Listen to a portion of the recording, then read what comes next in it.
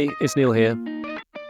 After months of thinking, recording, and way too much editing, I'm really pumped to finally share some of the incredible stories that have come out of this journey. So, a funny thing happened on Monday. While I was editing in a cafe, I got chatting with this woman at my table who overheard me explaining the project. It turns out she's this super creative podcast professional who actually helps women launch their own shows. I'll link her in the notes, but I mean, what are the chances? So I told her I was overthinking what to release first. Should I start with themes or pull out key moments, add in more discussion? Her advice? Just share a full life story and let people hear the incredible voices for themselves. So that's exactly what I'm doing. This first series of episodes features John and his son Stephen, who jumped into the pilot with open hearts, for which I will be forever grateful. Their recordings gave me the confidence that this really is something special. It's a unique space for families to connect in ways that everyday life just doesn't allow. What you're about to hear is John's life story, recorded in September 2024. It's broken into 4 chapters, followed by a final episode where the 3 of us reflect on the experience. Thank you, Nora, for the nudge, and thanks to you for tuning in. Enjoy the story.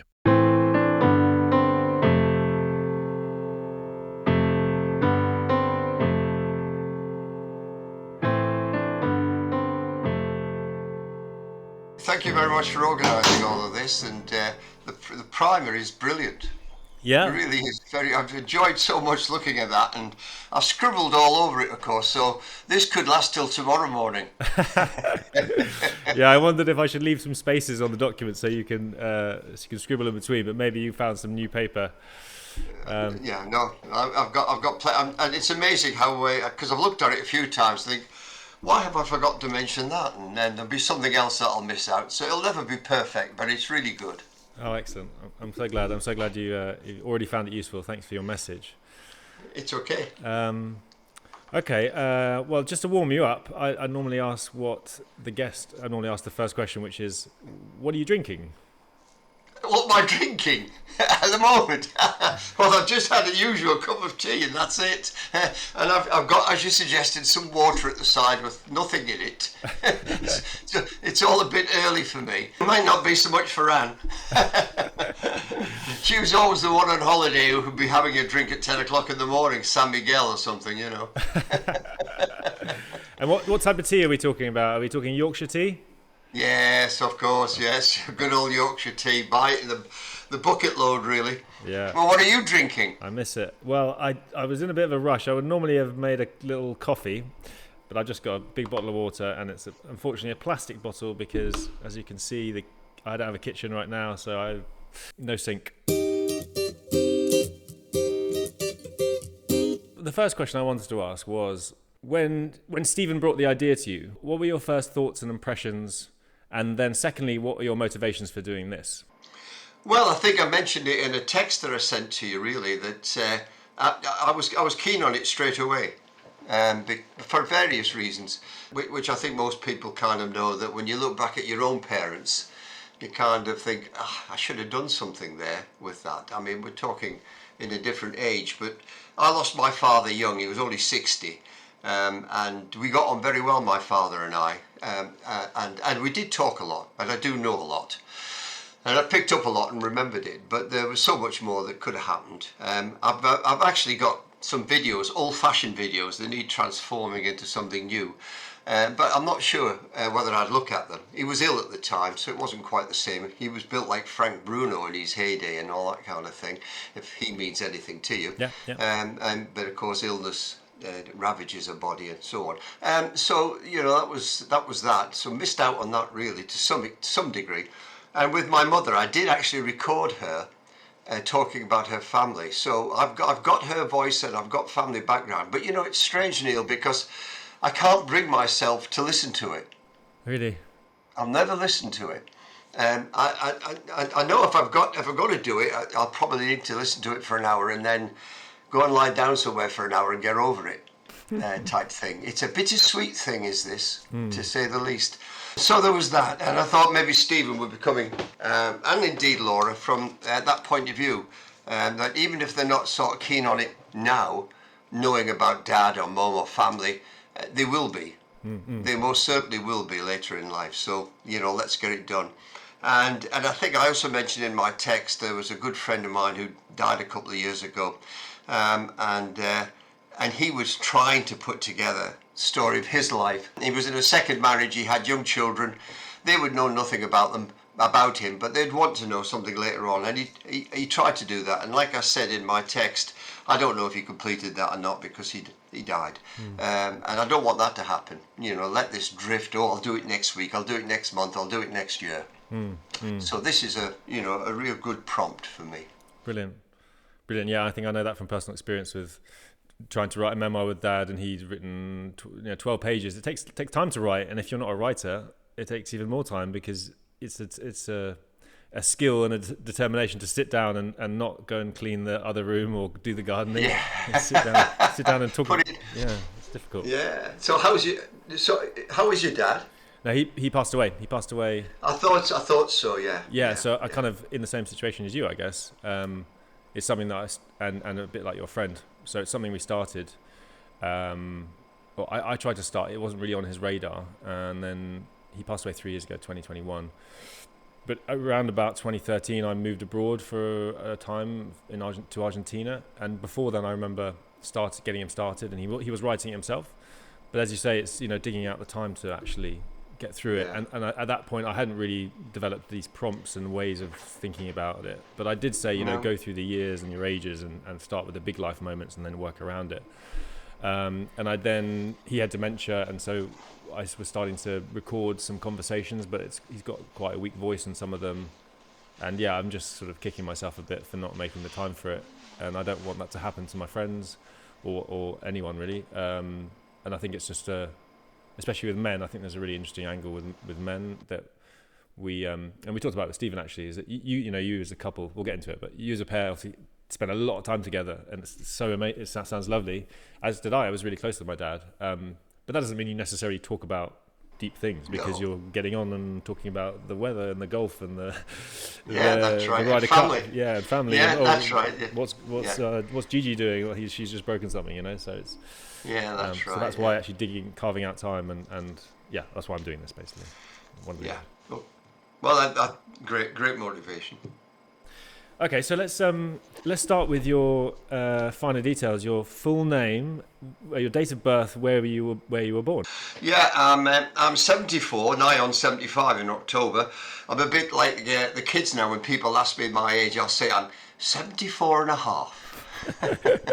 Just like they do. Oh, yeah, that's right. Anyway, I'll be 75. I was born in 1949 in Dumfries in Scotland.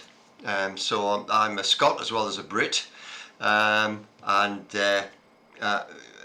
got one brother. I have a brother who's 2.5 years younger than me. Do you know about your birth and coming home and how your parents felt? Do you know about that sort of time? Yeah, sure. I mean, I was born in Dumfries because my mother and father.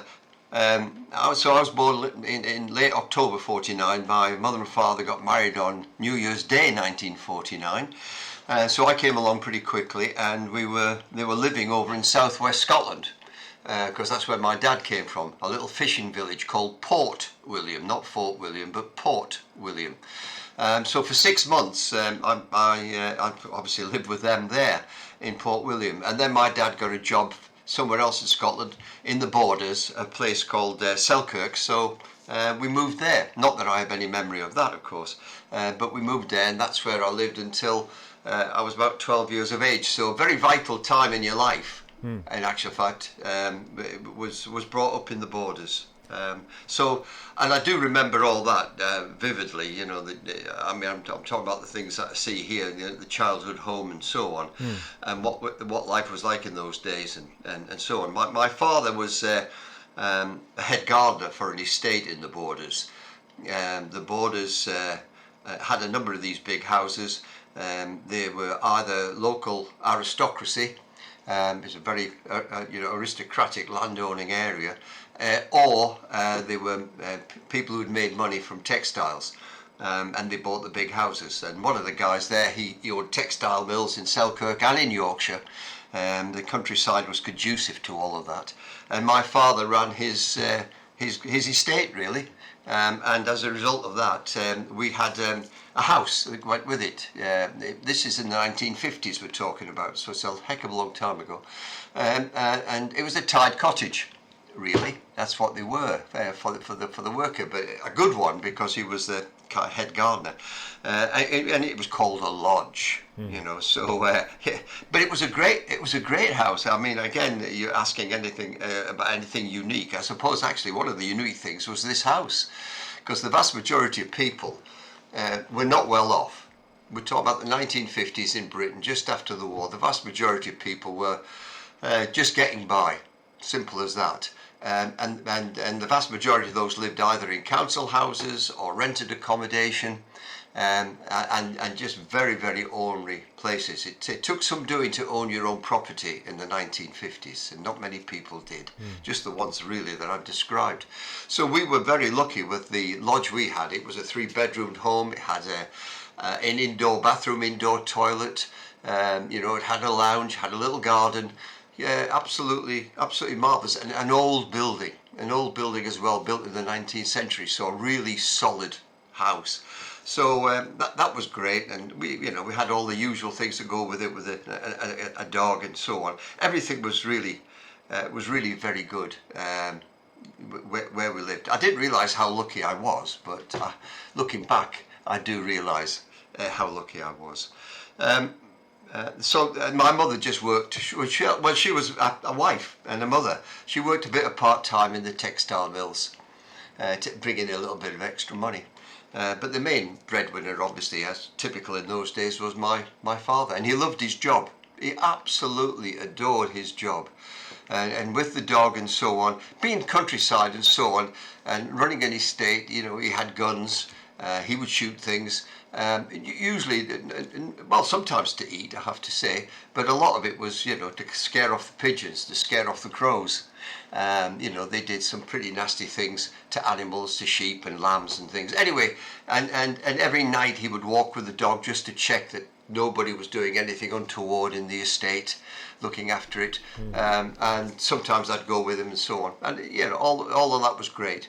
And it took me a long time to realise how young he was when he was doing this, because they were only 23 when I was born, which is pretty, you know, for these days it's unusual. It wasn't unusual for those days. But, you know, when he was in his heyday, he was only in his early to mid 30s. It was crazy, really.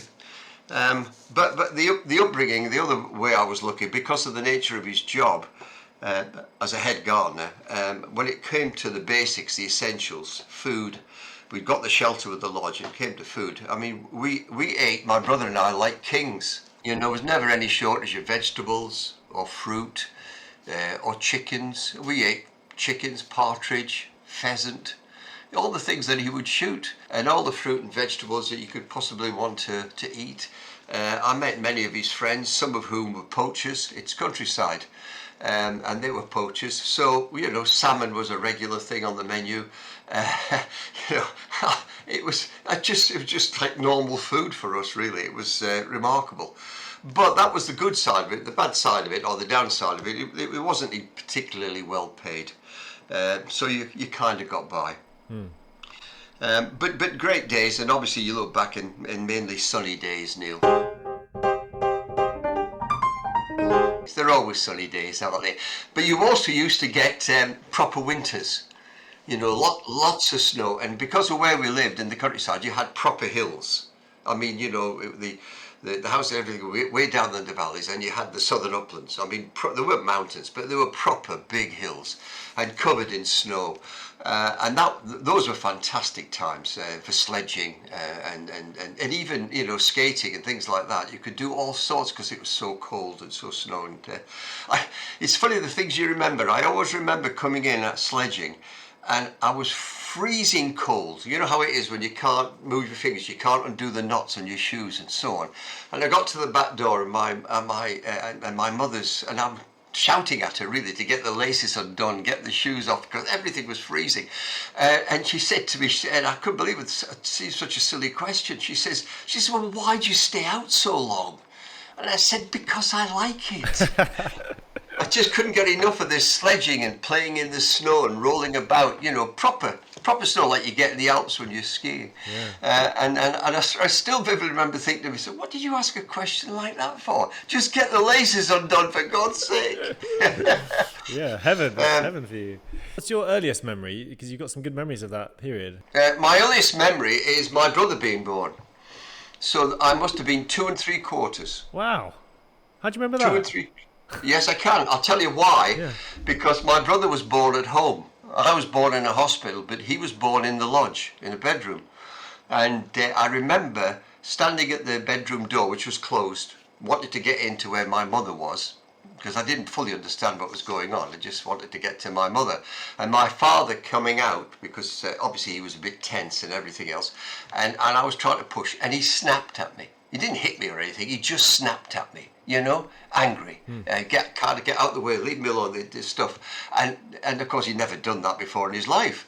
He was always good like that, but he snapped. And I remember that. Wow. And obviously backed off. And then I can't remember much after that. This baby appeared, and life just life just got on after that, But I can vividly remember. Yeah, there's also I suppose. And you asked some really interesting questions at times, because you said about the 5 senses, which maybe sort of bring back little memories.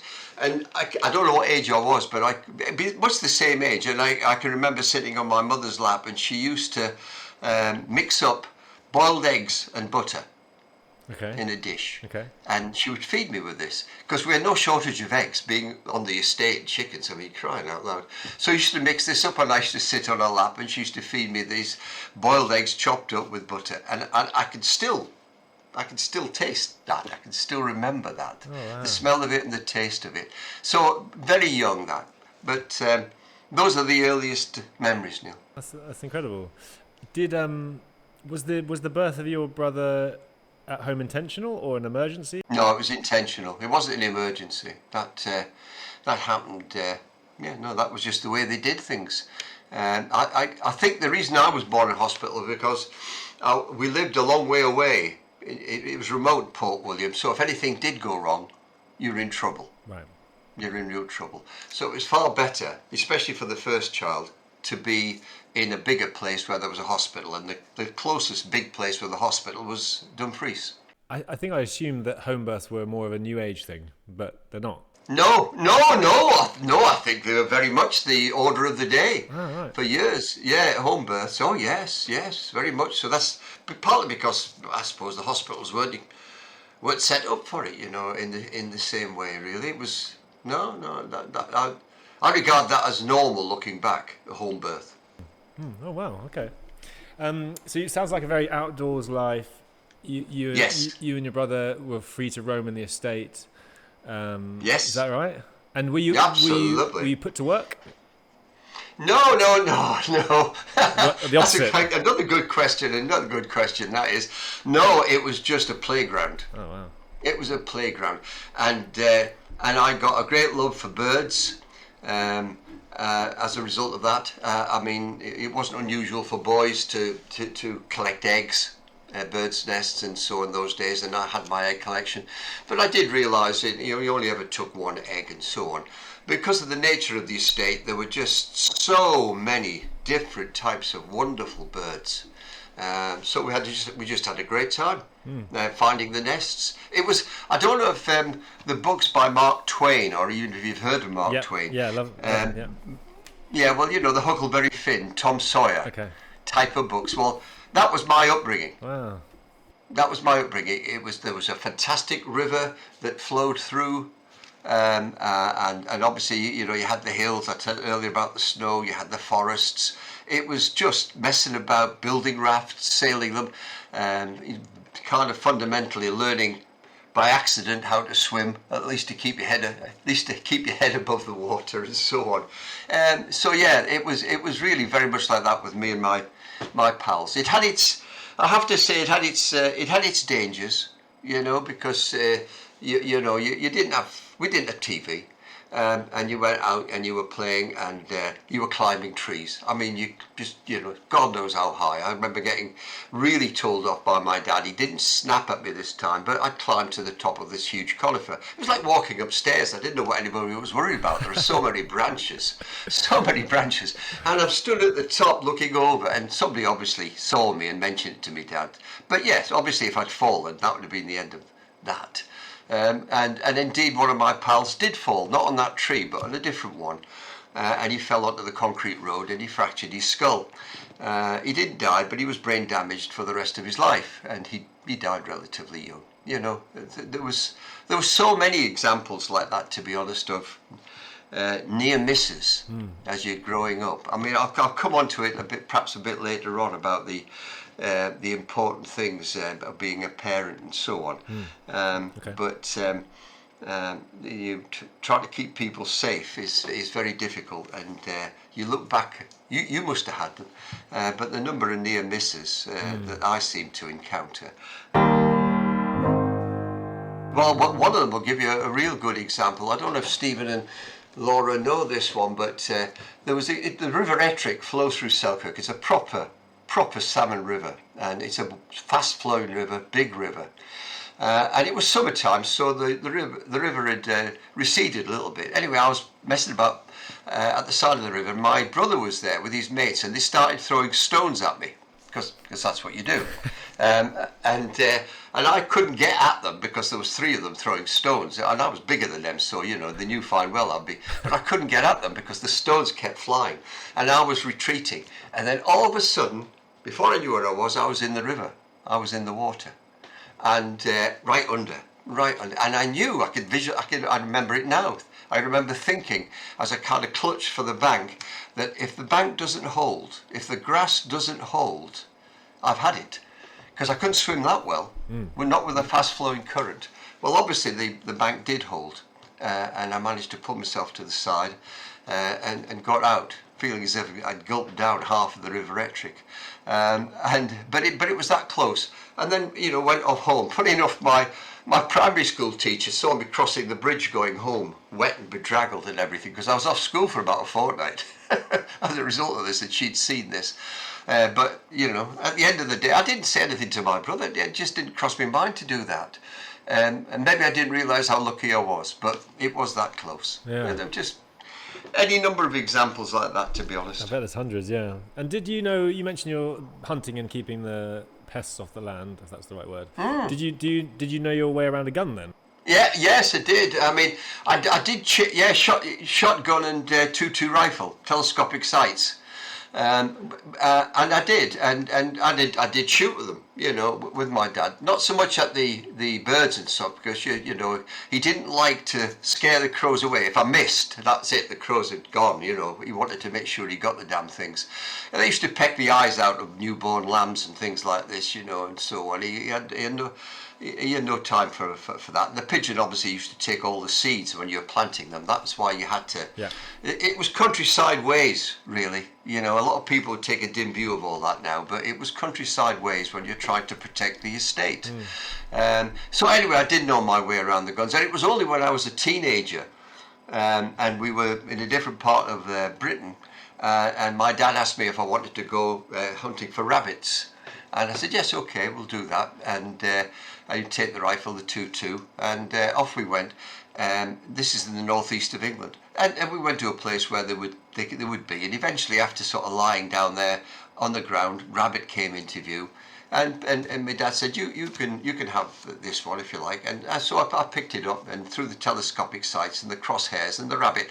I mean, this gun could kill at a mile. Oh, God. At a mile.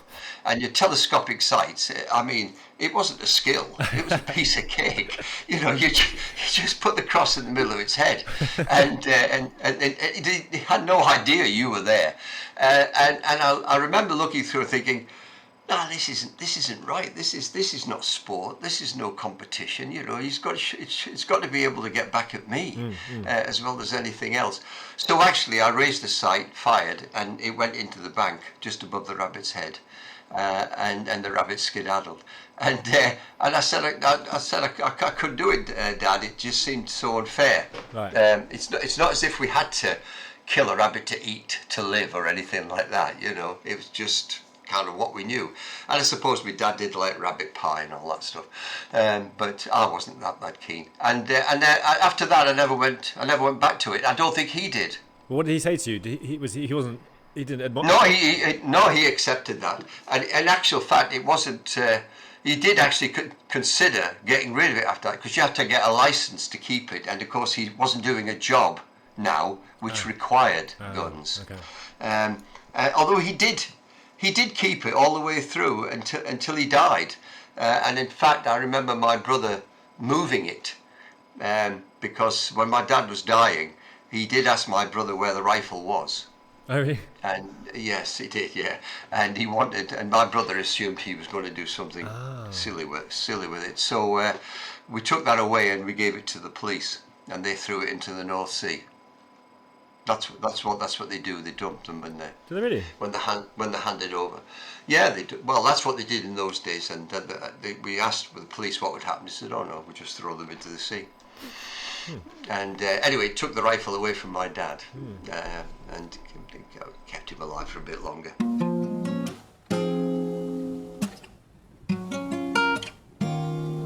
Well, so I mean, I think you get the message. It was a pretty happy house. Yeah. That we had.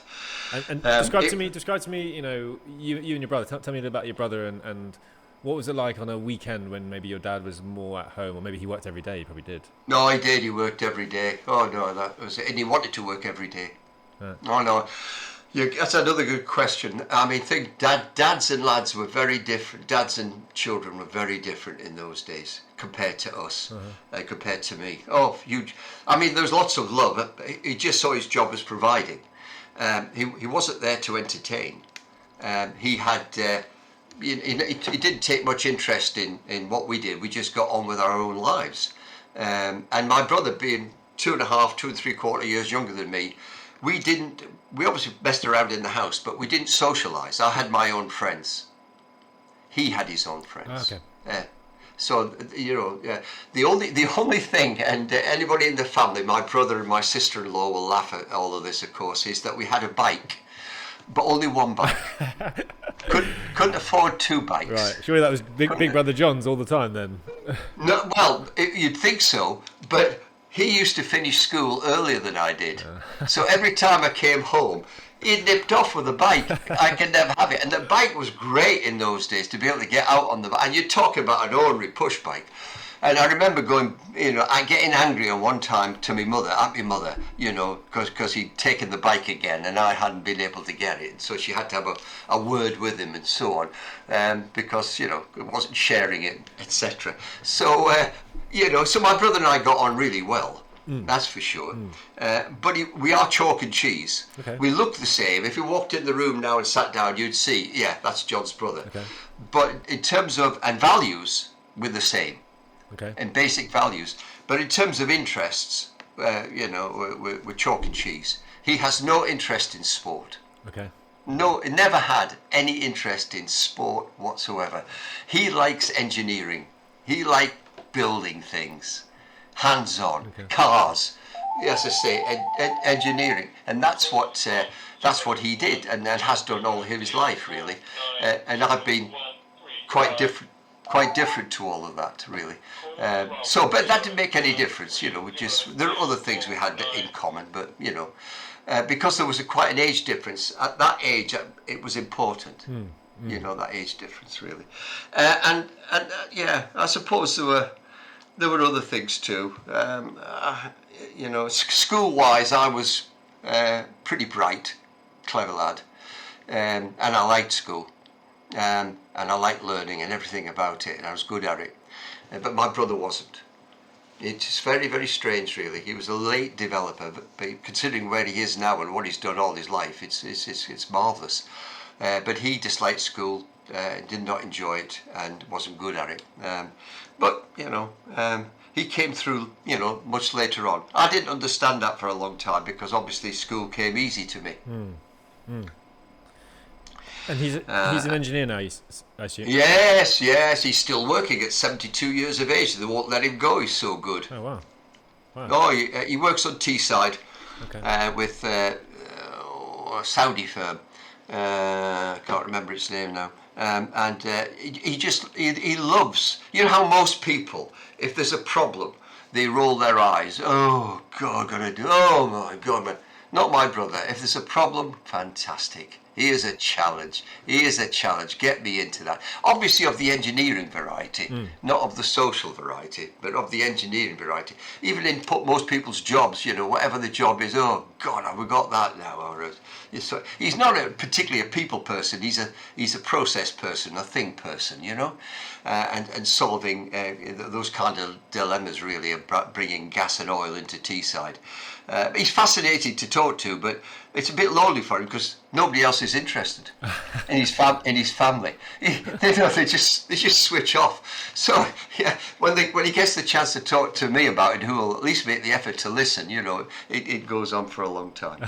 That's sweet. But you do listen. You do listen as an older brother. Oh hell, yeah, that's right. Or The kind of thing that appear to listen. Yeah. Well, I do my best to ask sensible questions, you know. And actually, to be honest, it is fascinating, you know, to get that good insight into how the infrastructure of a nation works that most people haven't a clue about. Have not a clue about. The oil just turns up, the gas just turns up, and the multitude of issues that are concerned with just bringing that on shore and then distributing it is enormous. How it ever happens, I do not know. Yeah, I can't imagine. You said something about values, which I found quite interesting. You said you're quite different people in your characteristics and personality traits, but you had the same values. Can you talk to me about what those values were and how they were instilled in you? Yeah, about how they were instilled. Yeah, I think my mum and dad just lots of love. That's for sure. Um, and that came through into my brother and I to do with family, and I don't just mean the immediate family, but the extended family as well.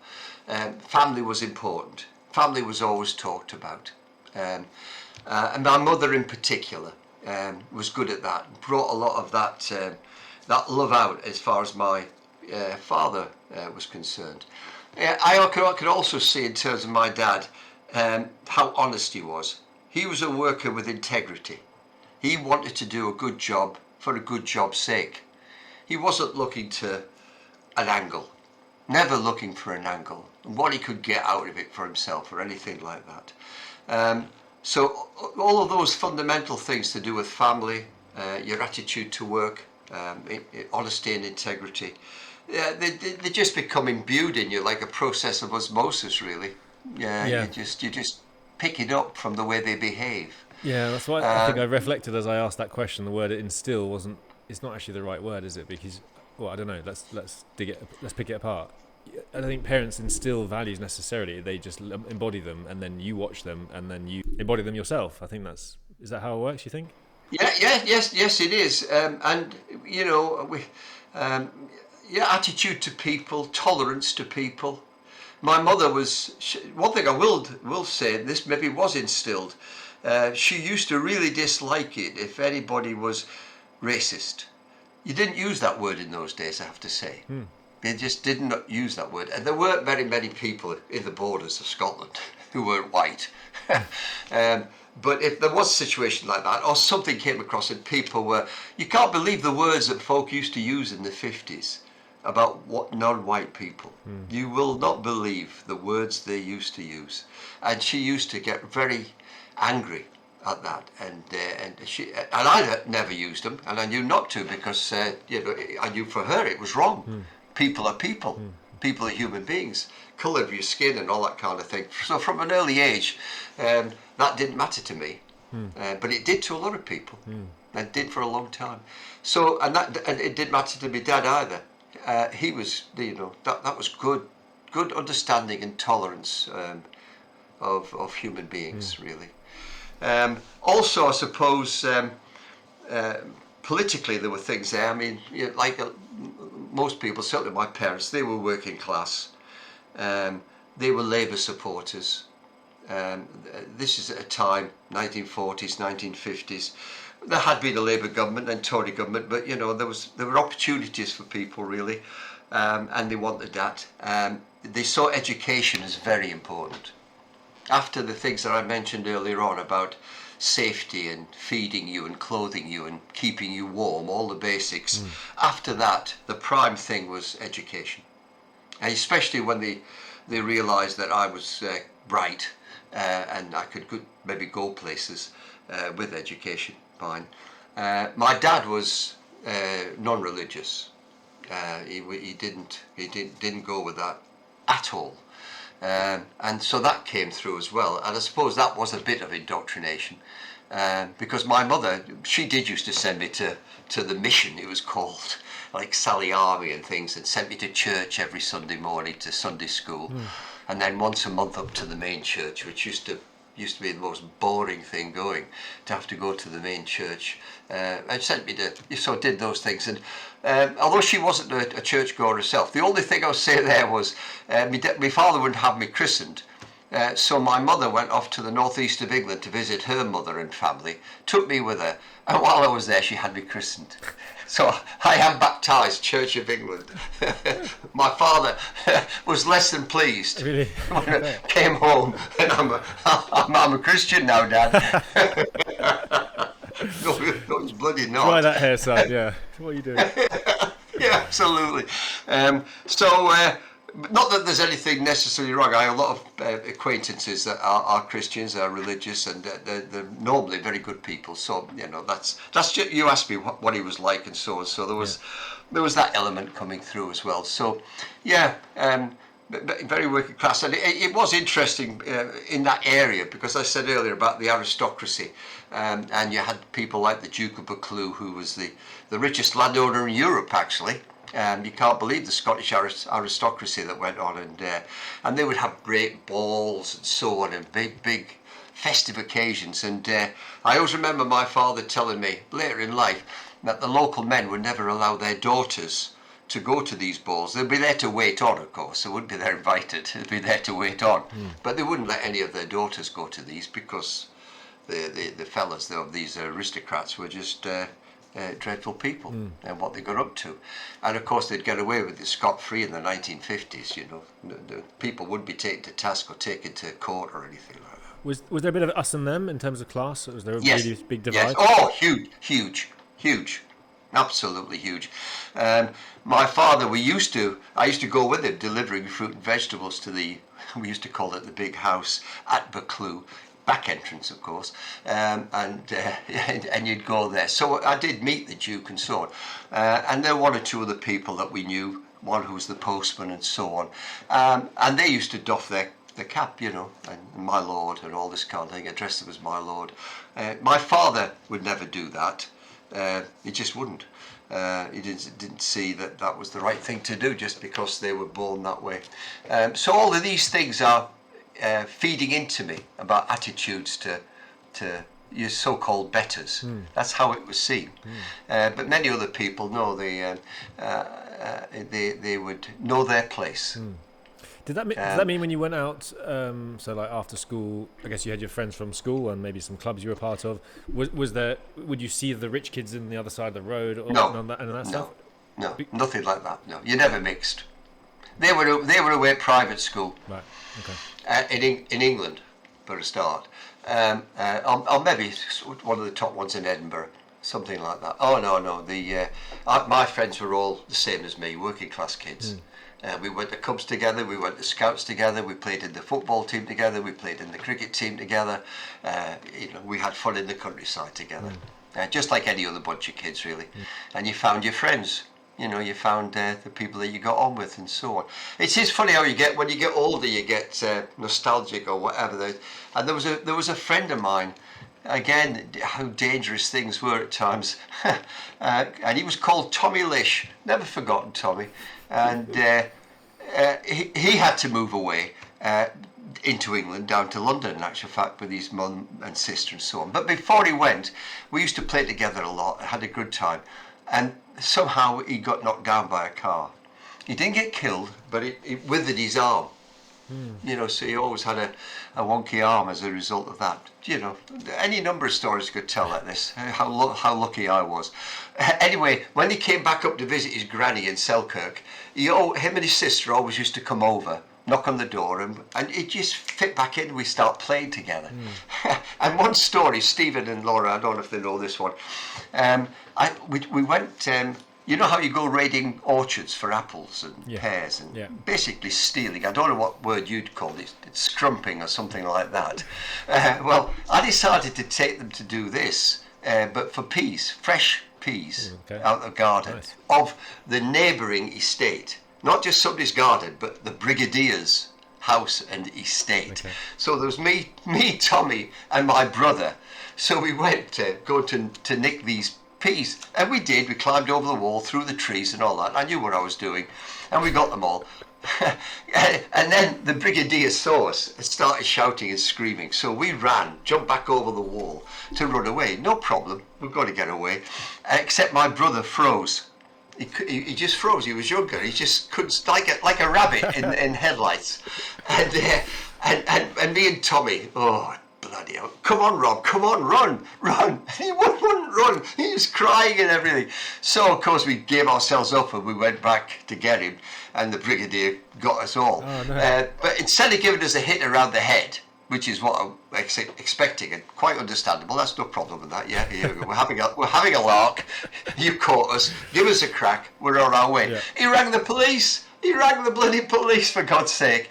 And the police came in their car and pushed us into the back of the car, took us to my dad, who was on the estate, and he said to my dad, the police officer says, do you know these lads in the back? And he looked at it, he says, no, he says, never seen them before in my life. And we were saying, hey, it's us. Of course, the police, they didn't forget it. The brigadier's a silly old bugger. Yeah, just forget it, just have a word with them and so on. And I love that. and yeah, absolutely right. So, again, it's like that Tom Sawyer, Huckleberry Finn type thing. Yeah. Wonderful. Yeah. Wonderful. Yeah, well, there are lots of stories. I'll get on because I know, there's only a certain amount of time for all this, isn't there, really? No, tell me if it's something you want to... Well, I mean, there's an awful lot to get through. Our whole life changed when the owner of the estate was involved in a freak road accident coming back from Yorkshire. Right. He had a nice big Rover car, and he somehow got clipped and it broke his neck. And the car just trundled off to the side of the road. It could be driven away, but he was dead. Oh gosh! Right. And so our whole life changed because the estate was then sold, and it was sold to a guy from Edinburgh who ran a chain of butchers, and he had a completely different view of how to run the estate. He was there to sort of have horse trials and ponies this and that for his daughters and so on. He wasn't interested in the way that my dad had done things. So I remember that my dad saying that, because they fell out a lot and argued, he said, if we don't move, I'm going to hit him. And then he would have been in trouble. So consequently, that was it. And how old were you when this happened? 12. Okay. 12. 12. So we moved to England. And my mum came from the northeast of England. Her family were there, so it suited her down to the ground to move back to England. But there was a question earlier on about major things that happened in your life and so on. Well, that was one of the major ones, being uprooted, like that, and we moved to England. The upside of it, of course, is despite the fact that my father had what he regarded as an idyllic job, it wasn't well paid, and in England, you got good money. Where you worked, in many of the factories and many of the places, you got good money, far, far better money than you could get in Scotland. So in that sense, it was the right move. But in the other sense, in terms of his attitude to work, it messed him up. Do you look back at that as a stressful time in the family, or you could see any change in your dad that he couldn't be in this beautiful estate and see his kids run around? Was there a sense of loss? Like, how did... Yes, yeah. Loss for me, loss for my brother, not for my mother. She was in her element back in the northeast with her family, and loss for my father. But he was such an easygoing bloke. He would, he would just kind of take it in his stride. But it's funny how these things develop, because he worked in the chemical industry, got very well paid, but as I told you earlier on, he died young, 60, from stomach cancer. And his sister, who lived in Canada, in Vancouver, she always blamed the chemical industry, carcinogenic, Yeah. for giving him the cancer. But what was a bit nasty from all of that was she blamed my mother for taking him to the northeast, to working in places like that compared to where he had worked before. And as far as she was concerned, that's what caused his early death. And they fell out. And although I've got cousins in Canada, and we had met up before that, it became very difficult, as every family's got this, I guess. And there was a division between my mother and auntie. They were like persona non grata, really, and lost touch. She'll be dead now. Cousins will be alive, but you know, I don't know how true all that was. I think there's some element of truth in it. And you say he worked in the factory. He was Yeah, sort of... in the chemical industry. Yeah, he was a boilerman. He worked in the boiler room. Wow. in a big chemical factory. As I say, in a booming part of the northeast. So yeah, as I say, real good money. So that helped.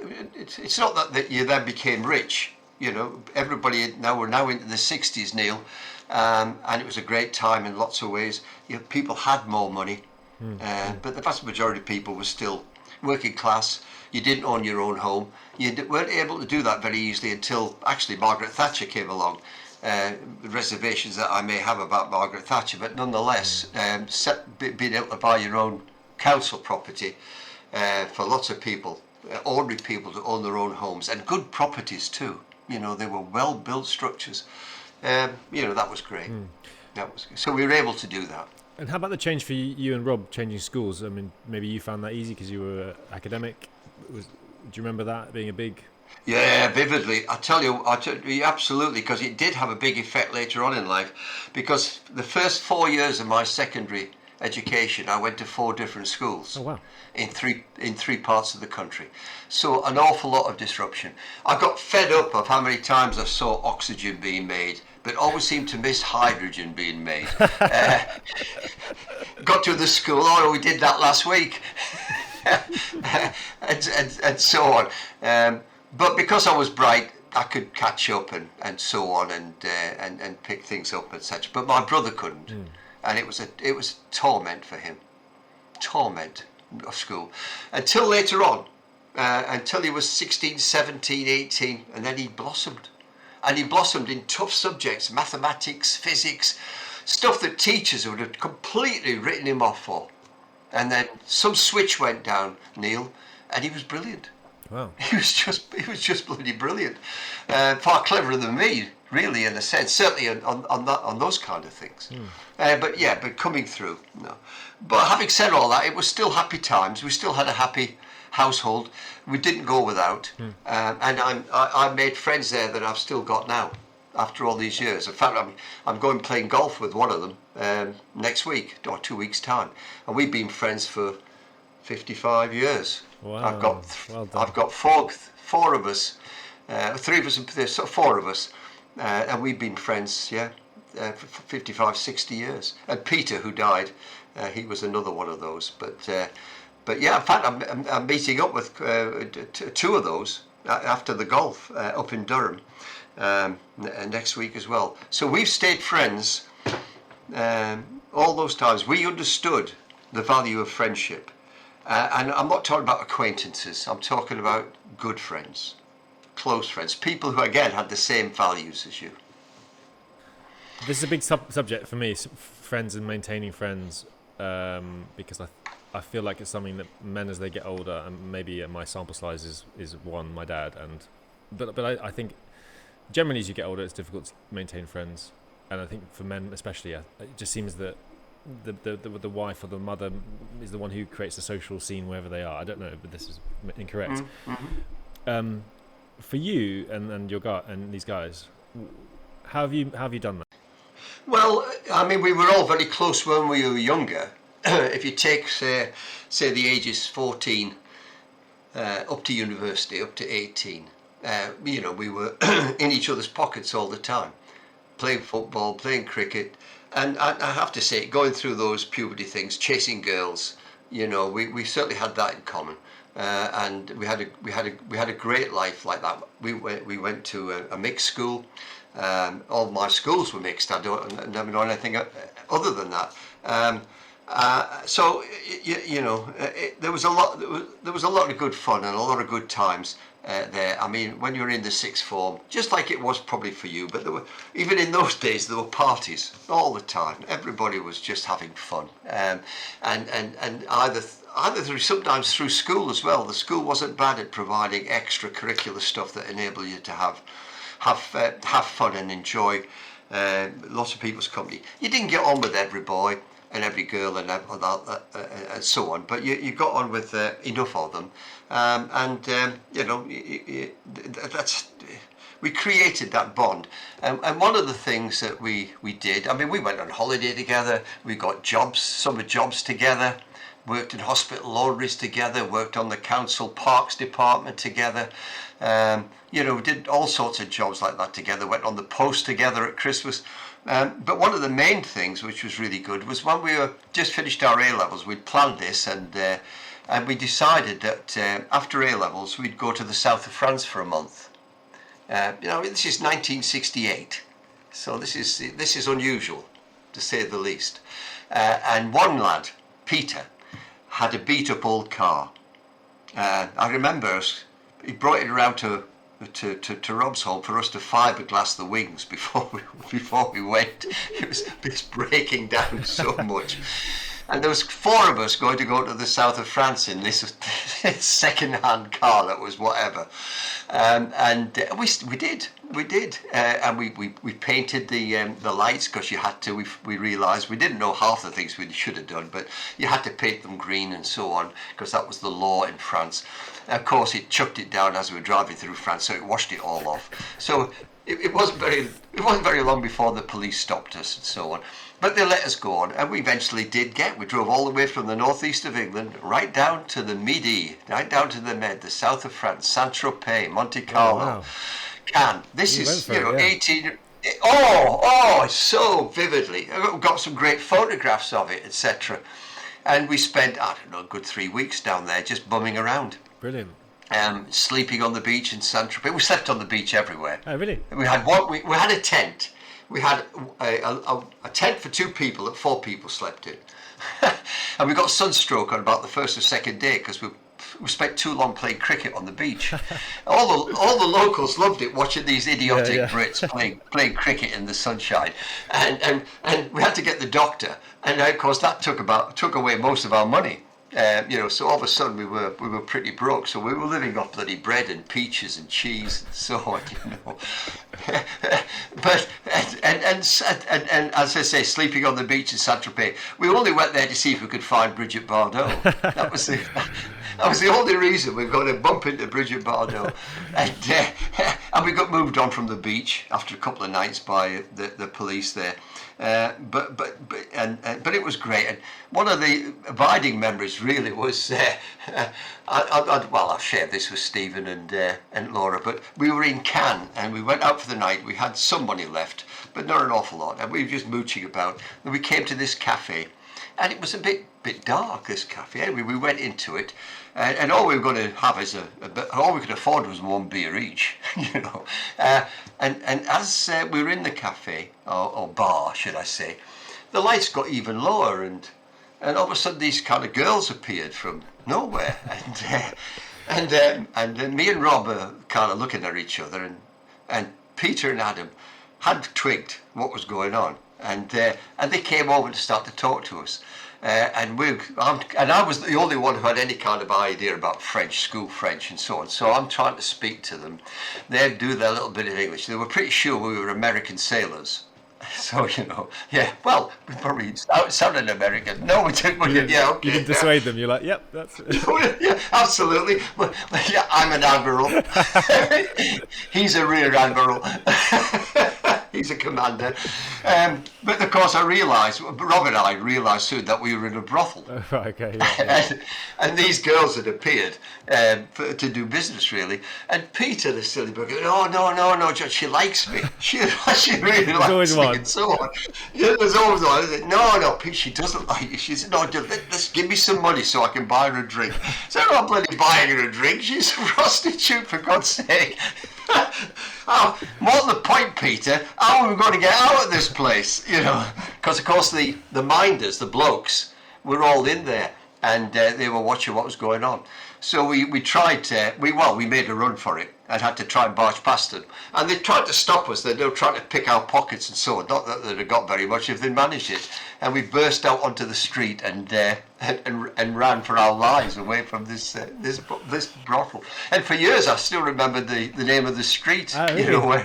Well, absolutely. It was an incredible moment. I mean, you talked about what kind of mischief and things did you get up to. Well, we got up to plenty in the south of France. We got kicked out of the casino in Monte Carlo. Surprised you allowed in? Well, I think we got in by accident, and then they realised what we were dressed like. Yeah. and then they tolerated just to see if we had some money, and then we found out that we didn't have any money. They threw us out. What was the name of the street, in case Laura and Stephen in Central? Rue de Sherry. I wonder what's there now. I think it ends in a Y. I don't think it's like the CHERIE spelling. But I know I can picture where it is now. But anyway, so yeah, all of that was a really enjoyable thing. And then of course we had to drive back, and we got stopped by the bloody French police again because we weren't wearing shirts. We were in the car. So you're in the car, but in the trousers, but no shirts. So so they stopped us, and again I understood. He told us about the chemise, told us to put the chemise on the shirts on, and so on. What? I thought this was the 60s. I mean. It's 60. Yeah, it was. And then we arrived in Paris, right in the middle of the student riots. Oh, right. The student riots of 1968. So we toured around Paris, up the Eiffel Tower, did all the tourist things, but the police were everywhere. And they didn't know whether you were Brits or not. You were just, as far as they were concerned, boisterous, disruptive students. So they would chase you. If you crossed the road, they would be haranguing you and chasing you with a baton and so on. It was very exciting because at the same time, when we were driving back, listening on the radio, we picked up that something terrible had happened in Eastern Europe, and it was the invasion of Czechoslovakia by the USSR. And the radio was full of it. And I'm trying to sort of make out the French as to what had gone on here, because as far as we could say, World War III had started. And we're miles from home. We're still hundreds and hundreds of miles from home, and we're trying to make sense of what the Russians were doing in Czechoslovakia. And is there going to be a home to go back to, and so on. And then you had the student riots as well. So it was a pretty eventful holiday, to say the least. But that was the kind of thing we were up for.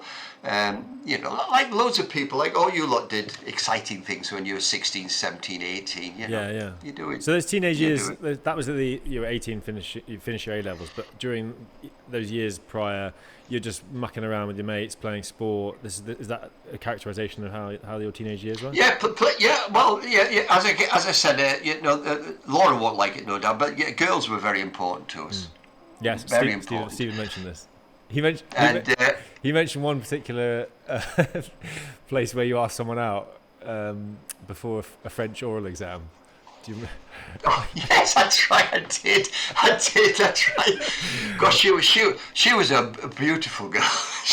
I did realise that this is your one and only opportunity, John. You'll never see her again. So go for it. So I did, and she was very nice. She was very nice about it, and she gave the kind of standard girl reply that she had a boyfriend and all this kind of thing. Right. I did encourage her that she could have two boyfriends. I didn't mind.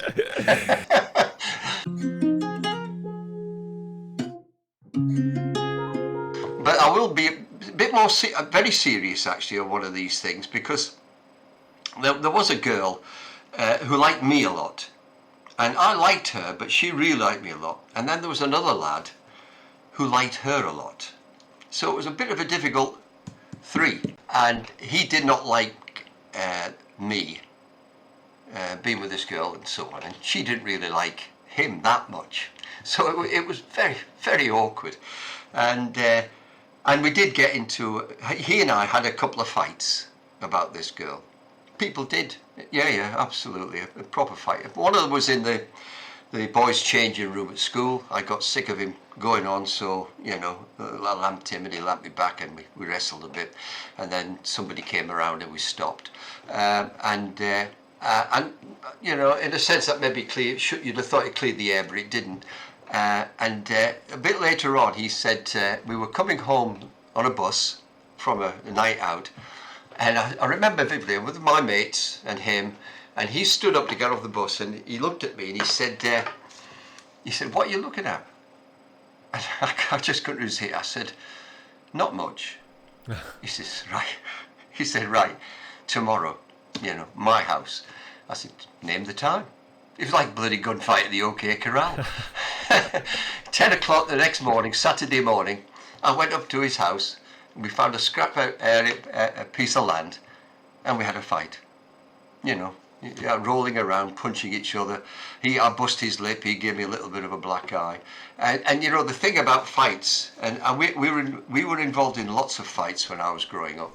Lots of scraps. Organised scraps. Let's meet you this time. Yeah, oh yeah. But what you realise about scraps is that you're knackered inside 2-3 minutes. Yeah.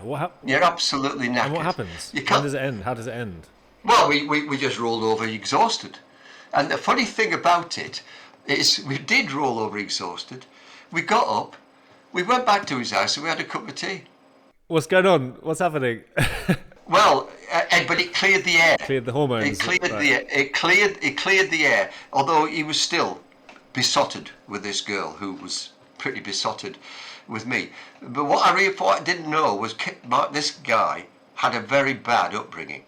He was beaten up by his father.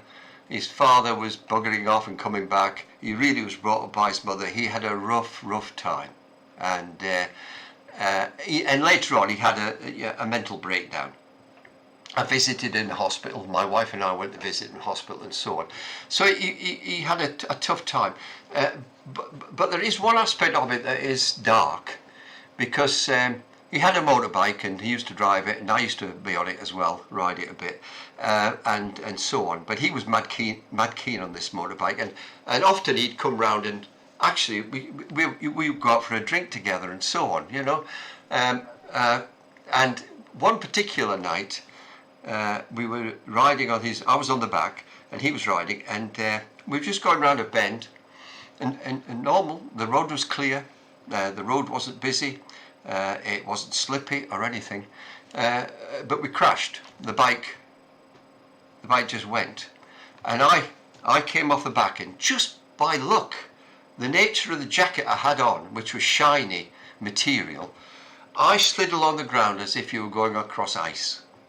And I stood up at the other end. This is a crash at 30 miles an hour on a motorbike, and I just slid along and stood up.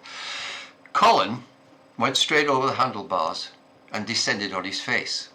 So I had to pick him up, and then had to carry him across fields to some houses. I could see some lights, and carried him there, and knocked on the door, and they were really good. They had a telephone and so on, and they took us to the hospital, and he had his face stitched up and everything else. It was really, really bad, and I'd got off scot-free, a slightly bruised arm, and that was it. But that's not the dark side of it. You see, the dark side of it was, and Stephen and Laura don't know this, I still think to this day, he crashed that bike deliberately. Oh, really? He did that to hurt me. Maybe kill me, maybe not, but to hurt me. And unfortunately for him, he came off the worst, by far. And he still never got the girl. Was this soon after the fight? So you were kind of friends, but you were... Yeah, this was after the fight, because we'd kind of, started to do things together in a more normal way. So maybe I'm misinterpreting, I don't know. But he also involved the girl in a car crash, which scarred her head pretty badly and so on. It was all part of mental illness when I think back and so on. And sometimes you're okay with things, and sometimes the big black dog comes down and you behave in a way that you shouldn't. And he did. And then later on he had the full breakdown. I mean, since then, as far as I know, because we did lose touch, I didn't want to stay in touch in actual fact. But he lives in South London, he's married, family and all that kind of thing. Stuff went on. In the way I've just described, and that is in addition to all the normal scraps we got up to. If you went out on a Friday night to a neighbouring mining village, these were mining villages, these were rough, and you went out there on a Friday, Saturday night, you'd almost invariably be either in a fight or running away from a fight. Just part of the night? All the time. Friday night, Saturday night, in Durham, it just happened. Lads were always looking for fights. Right. Getting drunk, getting pretty drunk, and then... Yeah, that's right. Getting drunk and fights. Me and my mates, the ones I've just said, we weren't like that. We were ready to avoid fights. We were ready to run. But sometimes you couldn't help it. You couldn't get it. I mean, I always had a lot of time for my PE teacher at school. He was a bit of a bugger in certain ways, I didn't realise how young he was. He was only about 28 when we were 18. But he had one or two of the sixth form girls and all that kind of thing. So he was, in some ways, he wasn't a particularly nice man. But we were playing football one day against a local school Saturday morning, and we walloped them 4 or 5-1 or something. And afterwards, bear in mind I was at grammar school uniform, the whole works, and so were my mates. But we had to get the bus home, which means we had to walk into this village. And after the match, they were all waiting for us. There was 4 of us or 3 of us, and there was about 10 of them. So they were going to kick us to bits, really. Yeah, we're grammar school snobs. Yeah. You're just beating us at football. And the PE teacher came, and he was a big guy. He was a PE teacher, but in his spare time, he was a professional wrestler. He wrestled under the name of Black Diamond. Black Diamond. Black Diamond. But he was a bit of a lad, if you know what I mean. But anyway, he came over, and he said. Is there any problem here, John? I said, and of course I said no. No, there's no problem. But he knew exactly what was going on. So we went over to have a word with these lads, which basically said, before you got to them, you've got to go through me.